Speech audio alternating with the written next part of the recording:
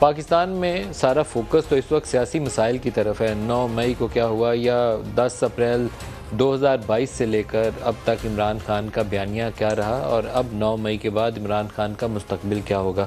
जितनी तादाद में लोग उनकी पार्टी को छोड़कर जा रहे हैं और जो DGISPR की प्रेस कॉन्फ्रेंस के बाद बराह रास्त एक निशानदेही की गई है कि किस सियासी जमात ने 9 मई के फसादात में हिस्सा लिया, उससे सवालात सियासी मैदान के अंदर यकीनन होने भी चाहिए और बहुत बड़े सवालात हैं।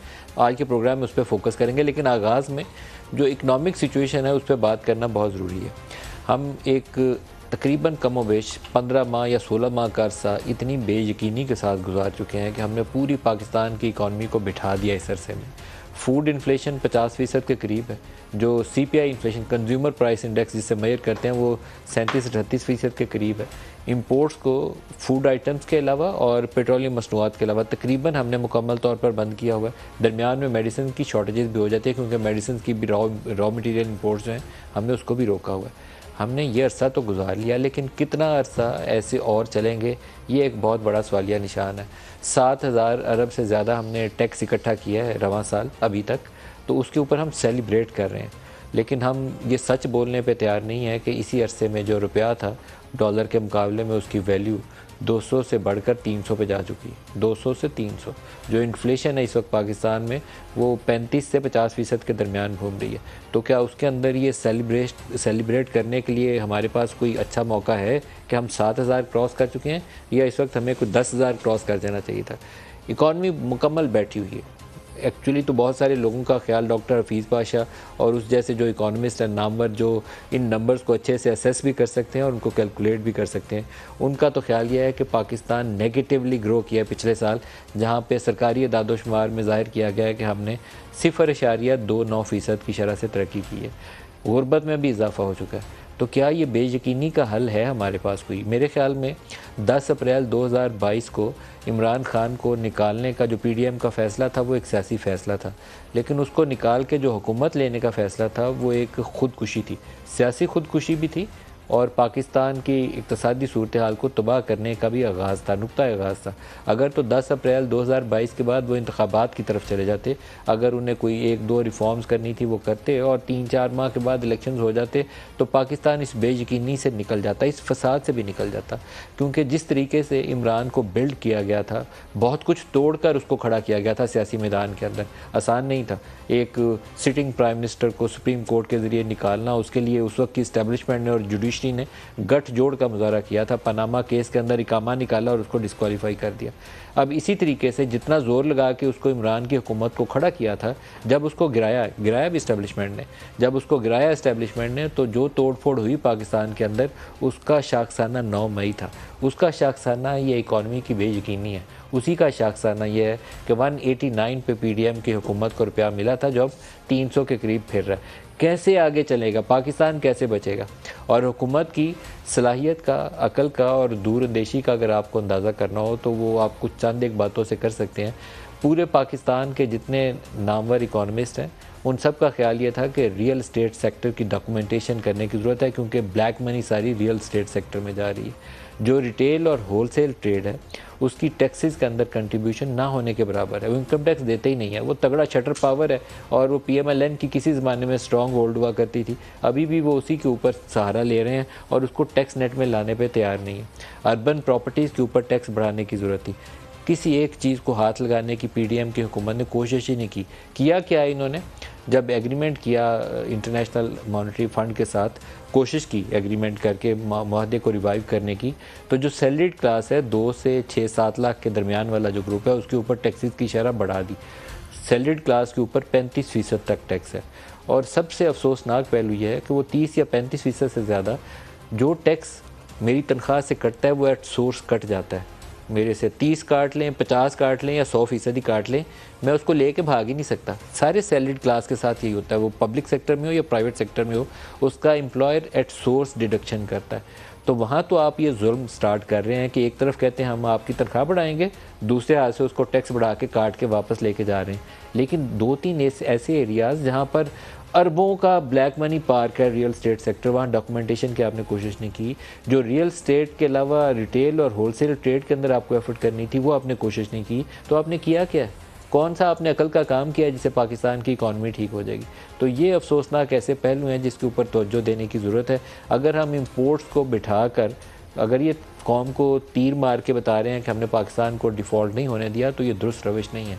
हमने 6 माह पिछले इस तरीके से गुजारे हैं कि चाइना का एक कर्ज़ा हम वापस करते हैं $1 अरब का, वो कहते हैं कि ड्यू डेट पे वापस करना है, हम इसको as it is roll over नहीं करेंगे, और अगले ही दिन हमारी दरख्वास्त उनके दफ्तर में पड़ी होती है कि इसी $1 अरब को दोबारा से इशू कर दो, और वो 4-5 दिन के अंदर इशू होता है और दोबारा स्टेट बैंक के पास आ जाता है ख़जाने के अंदर। हम कहते हैं हमारे रिजर्व $4 अरब स्टेट बैंक के फिर हो गए।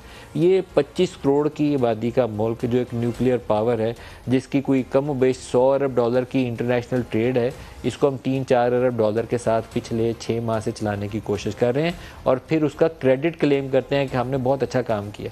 ये डिसक्रेडिट है इस वक्त, क्योंकि पूरे इस निज़ाम के ऊपर ना IMF भरोसा कर रहा है, ना मल्टीलैटरल ना बायलैटरल भरोसा कर रहे हैं। तो क्या हमें इससे आगे बढ़ नहीं जाना चाहिए? एक इलेक्शंस करें और एक स्टेबल सेटअप आ जाए, वो जो मुंतखब हो उसको आके पॉलिसीज़ बनाने का मौका मिले और पाकिस्तान को इस बहरान से निकाले। तो आज के प्रोग्राम में जो हमारे साथ मेहमान शख्सियात हैं उनसे सवाल जवाब करेंगे। स्टूडियोज़ में हमारे साथ हैं मुस्तफ़ा नवाज़ खोकर साहब, सीनियर सियासतदान हैं। मुस्तफ़ा साहब वेरी वार्म वेलकम। इसके अलावा हमारे साथ PMLN से उनके सीनियर सियासतदान भी हैं और नवाज़ शरीफ और मरियम के तर्जमान भी हैं, मोहम्मद ज़ुबैर साहब। ज़ुबैर साहब आपको भी खुश आमदीद। आप ही से स्टार्ट करता हूँ ज़ुबैर साहब, ये क्या हल है इस वक्त कि इसी तरीके से आपकी हुकूमत चलती रहे, अगस्त पूरा करेंगे, 12-13 अगस्त तक जाएंगे, या बजट हो गया, अब इलेक्शंस की तरफ जाइए और पाकिस्तान को आगे बढ़ने दें? एक तो आपने बड़ा अच्छा सारा एनालिसिस किया, उसकी आपने आखिर में जो बात की वही मेरा ख्याल है मेरा जवाब वहीं से शुरू होता है कि जी Pakistan needs a stable government. Stable government का मतलब ये है मैंडेट इलेक्शन हो, इलेक्शन के बाद जो भी पॉलिटिकल पार्टी या कोalition हुकूमत आए उसके पास 5 साल हों, और 5 साल का मतलब ये है कि पाकिस्तान में जो इकनॉमिक मुश्किलात इस वक्त हैं, मेरा नहीं ख्याल है कभी पहले थी। पहले भी हमें सेंस ऑफ अर्जेंसी से करना चाहिए था तमाम अदवार में, चाहे वो 60s थे 70s थे एंड सो ऑन, बट अब जो सिचुएशन है मेरा ख्याल है वो सस्टेनेबल नहीं है। Let's be honest about it. आपने कहा 7,000 की जगह 10,000 होना चाहिए था tax. It's not a matter of, आपको मेरे से ज़्यादा अच्छा पता है कि 7,000 और 10,000 करनी है। फिस्कल डेफिसिट कितना है? अगर आप 10,000 कलेक्ट करके 18,000 के अखराजात करेंगे तो 8,000 आपका फिस्कल डेफिसिट होगा, तो आपके वो कोई फ़ायदा नहीं होगा उसका 10,000 का। तो एक सबसे ज़्यादा इंपॉर्टेंट ये है कि फिस्कल डेफिसिट को किस तरह से आपने कंट्रोल करना है, और वो ज़ाहिर है टैक्स रिफॉर्म्स के थ्रू आएगा। वो टैक्स रिफॉर्म्स जो है बड़ा पेशेंट तरीके से चलना पड़ता है, बहुत इन्वेस्टमेंट करनी पड़ती है, बीफ अप करना पड़ेगा हमें रिसोर्सेज को, जो FPR के हैं वो जो ट्रेडिशनल तरीके हैं, और उन सेक्टर्स की तरफ कुछ आपने इशारा भी किया जो कि आजकल तकरीबन आउट ऑफ टैक्स नेट रहे हैं।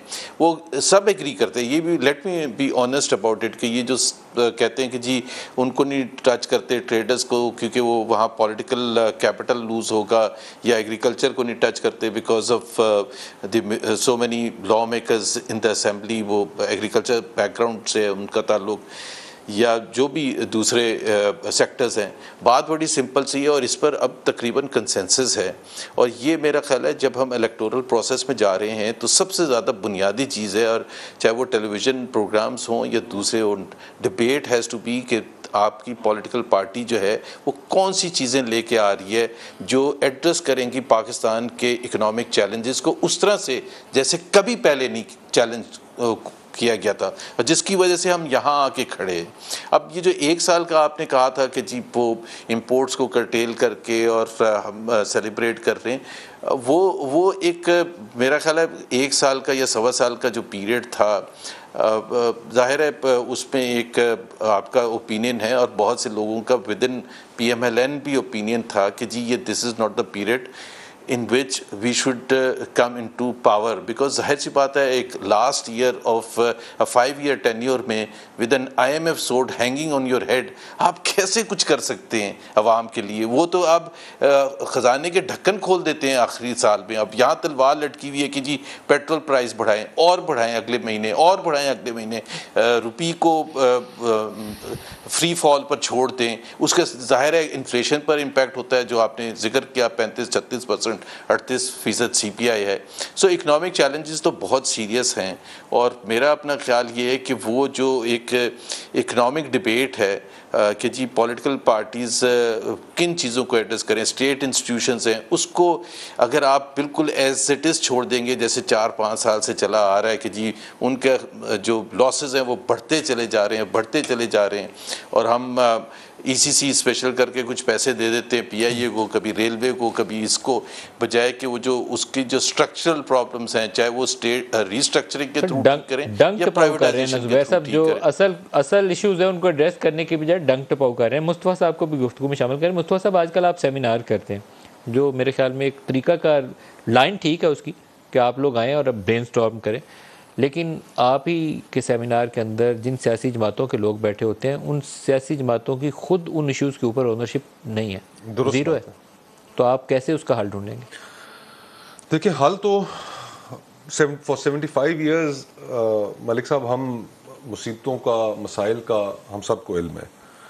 जो उनके हल हैं उनकी तरफ हमारी गुफ्तगू कम होती है। हम जितना टॉक शोज़ के ऊपर बैठ कर गुफ्तगू करते हैं, जो हमारा मीडिया 24/7 जो डिस्कोर्स डोमिनेट करता है वो पॉलिटिकल है। उसमें एक दूसरे के साथ सियासी मुकाबला, एक दूसरे के ख़िलाफ़ सियासी इल्ज़ामात, और पिछले कुछ 5-7 सालों से जब से पानामा आया उस वक्त से लेकर आज तक हमारी सियासत में ठहराव नहीं आ सका, और हमारी गुफ्तगू सिर्फ सियासी मौज़ूआत तक ही महदूद रही।